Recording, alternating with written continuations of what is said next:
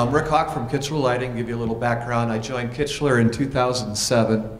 Brought me on to be a project manager to upgrade their ERP. They're running PeopleSoft 7.5. They went to 9.0, and it took us 18 months. I had 12 consultants full-time. It was a tough project, knuckle buster. The good news is we went live, never lost an order. Customers didn't even know it. The bad news is it took so much effort, and then executive management went, wow, we didn't get any better or faster. And that's typically what you get with an upgrade with an ERP. You're kind of preserving your business. You want to make sure you're not going to obsolete it. And there's a few whistles and bells, but not much. So the long and the short of it is that once we got done with that, then we were able to start taking a look around and saying, what can we do to improve the business? And so once you're done with the upgrade, then you can focus on various different areas. A little backstory on it is 2008, I came to this conference, walked around, talked to the vendors, heard all the great speeches, that kind of stuff. And Winshuttle Workflow was here. It was under a different name at the time. And I said, what's that thing do? And blah, blah, blah. It's workflow, all that other kind of stuff. I'm like, okay, great. So I put that in the memory banks because I have a department of 5 BAs that report to me. And I'll give you a little backstory on that. We're mostly report writers. We go to a meeting, we would sit down, hey, I need a report. Great, columns, rows, filters, groups, all that kind of stuff. Bang, out comes the next report. And we really weren't being business analysts as much, so I had to pull my team together and say, hey, first question you should ask is, what are you trying to do with that report? Make sure we understand what they're solving. And so, the BA started moving more into the BA space, but I did not have a workflow tool. And once the smoke cleared in 2009, talked to the CIO and I said, I want a tool. He said, what are you thinking? And I said, I'm thinking of this Winshuttle workflow. And they said, okay. And so we went and got the tool. And so now I had BAs are actually asking the question, what are you trying to solve? What are the issues? What are your bottlenecks? All that stuff you saw in the earlier slides. And some of it's reports. Definitely decision making is a lot of what we do, but a lot of it is how do you get stuff to flow around the building? How do you get rid of the delays and queue time and all those good things? So now we actually were able to have a good tool set to start doing some stuff. Currently where we're at today is, remember that PeopleSoft upgrade? Probably about a year after we upgraded, the CIO, myself, CEO, talked about it and said, let's legacy this system. We're going to go with a different ERP, and it is a total cost of ownership strategic move. We design and manufacture lighting, okay? Which is more fashion than function, believe it or not. We launch new products every year because we got to have a fresh look, and it's got to match what's going on with the rugs on the floor and the artwork on the wall and that kind of stuff. So it's a lot of product development, a lot of marketing, and a lot of new products coming in and that kind of stuff. But it's really, our core business is, do we have what the customer wants? So it's order to cash, and it's purchase to pay, and then finance so that at the end of the day we know how we're doing. So we really didn't need a tier 1 ERP anymore. So we made our strategic move and said we're going to move to something different. Also, in 2007, like I said, we picked up the Winshuttle workflow tool for the BA group. And we also did an upgrade from, we were running 2007 for SharePoint, we moved to 2013. And I can tell you that when you go to do the upgrade, the workflows are fine. The only thing we had to do was we had to change a couple connection strings to our database. Once we figured that out, working with Clear Process, we migrated them all and turned the switch on the weekend, and our workflows were working great. One thing I wanted to say was, with the BA group, with myself coming on board with Kichler, a couple things we need to do is we need to make things happen. And I'm going to talk to you about doing bunts and singles, all baseball themed. I actually got to watch my son play a game this morning.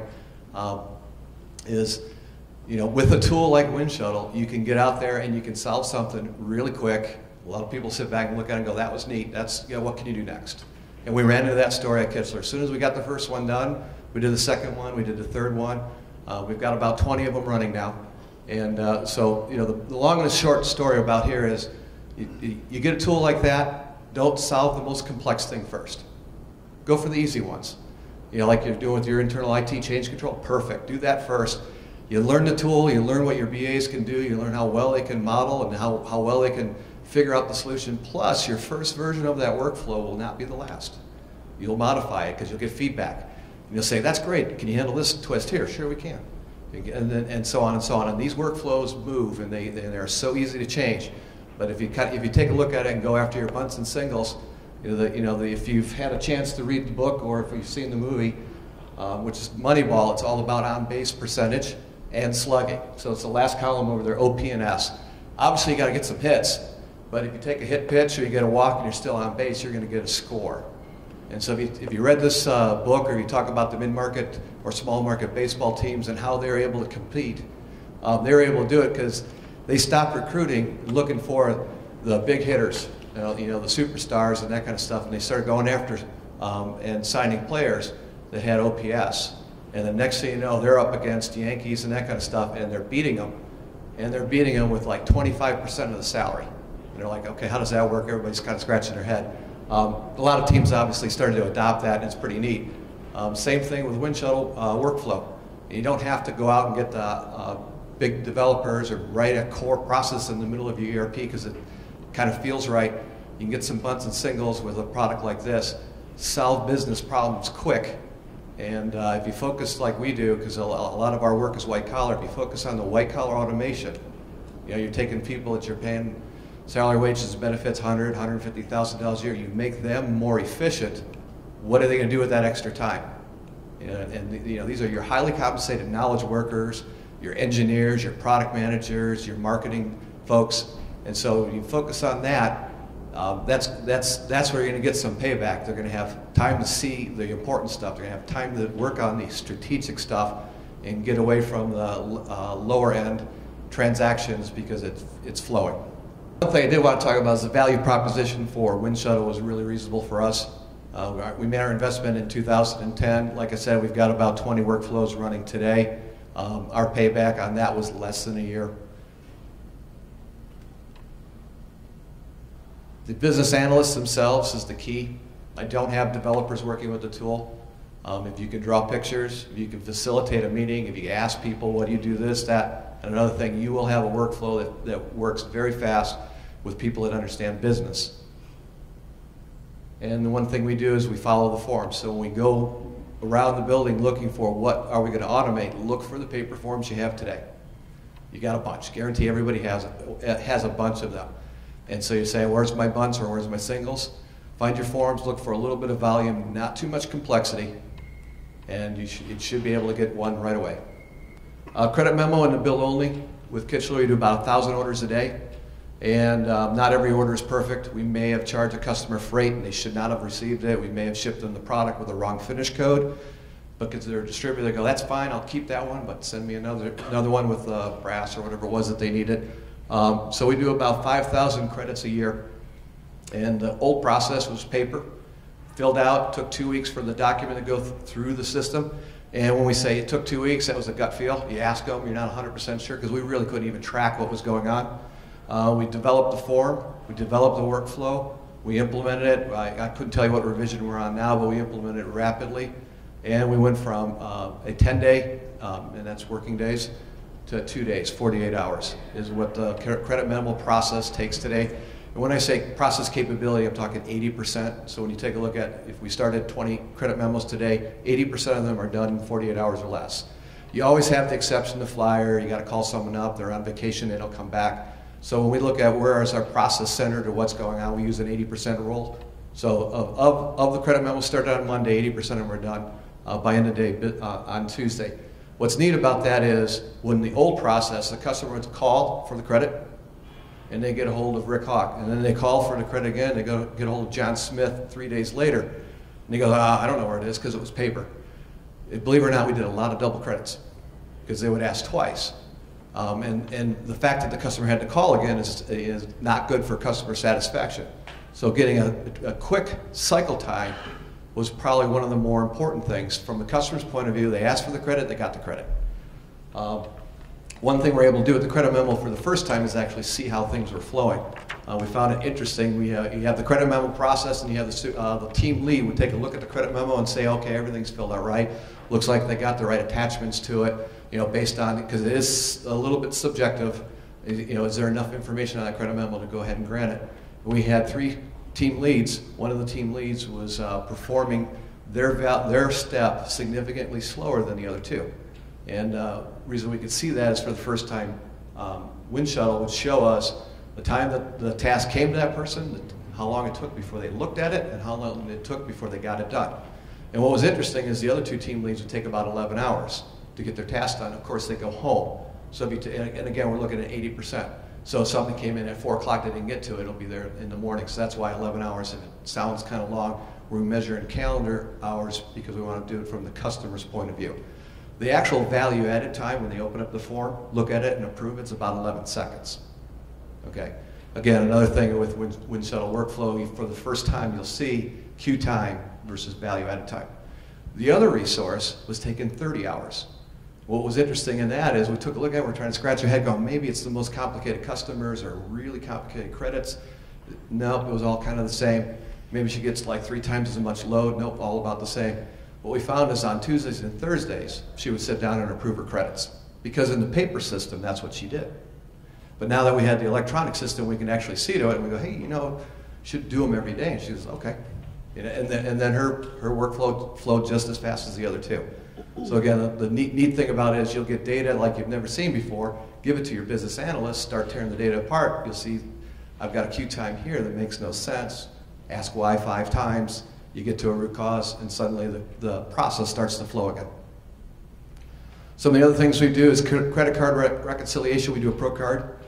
Comes into accounting, they attach what you spent on it, they send it to you, you approve it, goes to your boss, boss takes a look at it and says, yeah, that's okay, everything you bought was legit, and then it comes back to accounting, and from that it creates the entry for the journal entry into the ERP system.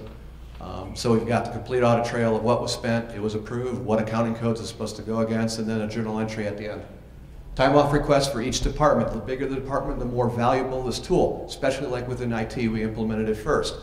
So if I'm going to be off site 2 days at a conference like this, they already see it. I turn it in, my boss takes a look at it, he says, yep, that's okay, and it's approved. If it's vacation related, it goes to HR. So they know that they have hours to deduct. If it's not vacation related, it's just into the team calendar. Real simple process. Highly recommend you take a look at that one first, especially for your large groups, customer service, IT, product management side, where they got people all over the country and they're trying to figure out what's going on. Weekly attendance, we knocked that one out. That's for the folks that actually have to indicate how many hours per week. It's a little bit different than time off request.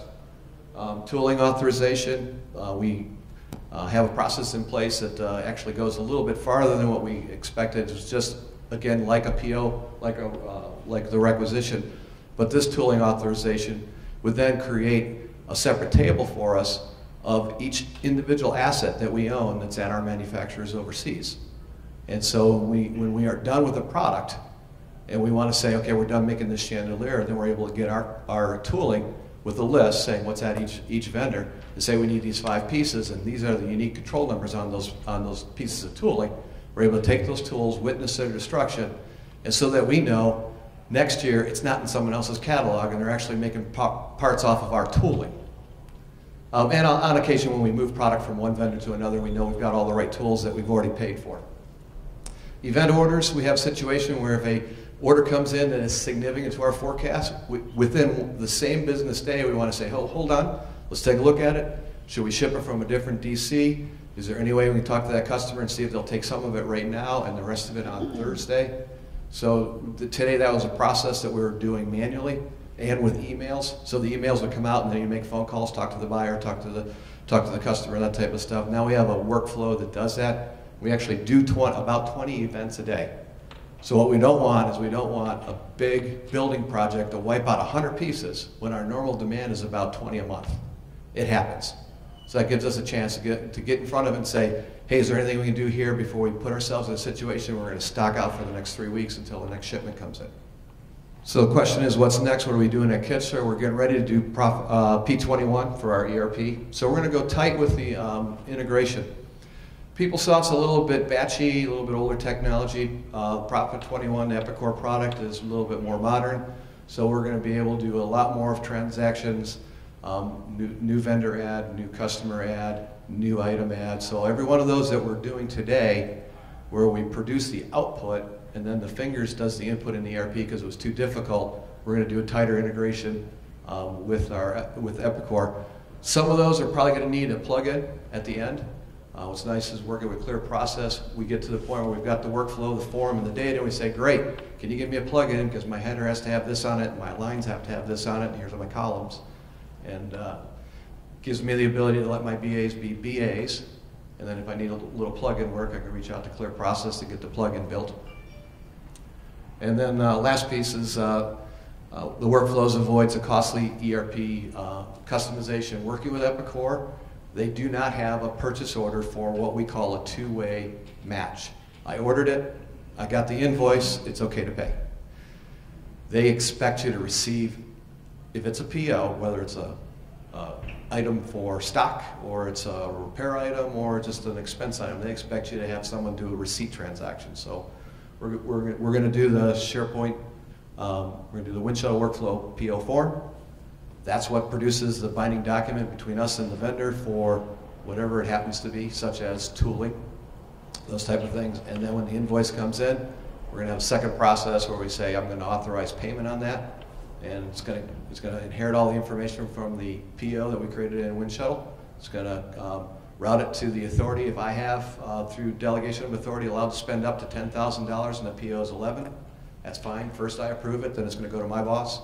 Once that's done, it'll set up the voucher for accounting, and then they review it in case there's something that has to be done different on payment date, that kind of type of stuff, and they'll create the liability and we'll cut the check. Now we did have Epicor quote us the customization on that. It was going to cost us $48,000 to create that in the ERP. It's not a core process. It's not how customers view what we're doing. It's a value add. So we looked at that saying that's a piece that, you know what, if it's in the ERP, I would have used it. Because it's not, I'm not going to pay their rate to have them write the code. And you know that, like with anything else, the first version you get is going to work okay, then you're going to have to modify it, and then you're going to have to modify it, and again, I'd rather do that with Winshuttle workflow where my BAs are doing the modification.